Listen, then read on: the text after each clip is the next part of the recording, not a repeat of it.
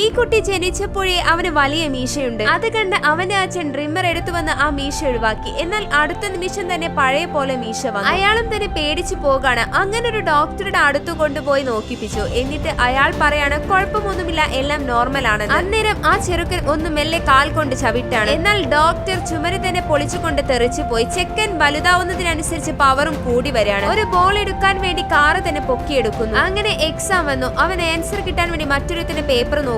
കുറെ നേരം നോക്കി ആ ഷീറ്റ് തന്നെ കത്തിപ്പോകാം. അതുപോലെ ഫുട്ബോൾ മാച്ച് നടന്നുകൊണ്ടിരിക്കുമ്പോൾ വളരെ സ്പീഡിൽ അവൻ ഗോൾ അടിക്കാണ്. ആ പവർ കൊണ്ട് ഗോൾ കീപ്പർ വരെ പറന്നുപോയി. ഇതൊക്കെ കണ്ട് അവന്റെ അച്ഛൻ അവനോട് പറയാണ് ഇങ്ങനെയൊക്കെ പോയാൽ നിന്നെ ആരും കൂടെ കൂട്ടില്ല എന്ന്, ഫ്രണ്ട്സ് ഇല്ലാതെയാവുമെന്ന്. അത് കേട്ട് ദേഷ്യം പിടിച്ച് കാറിന്റെ ഡോർ അടച്ചതും കാർ തന്നെ പറന്നുപോയി. അങ്ങനെ അവൻ വലുതായിട്ടുണ്ട്. അവൻ ഒരു ഓഫീസിൽ ജോലി വരെ ചെയ്യുന്നുണ്ട്. കൂടെ അവന്റെ പവേഴ്സും കൂടി. അങ്ങനെ അവന്റെ അമ്മ അവനൊരു സൂപ്പർമാന്റെ സ്യൂട്ട് റെഡിയാക്കി കൊടുക്കാണ്. അതിട്ട് കൈ ഇങ്ങനെ വെച്ചതും അവൻ ആകാശത്തേക്ക് പറക്കാണ്.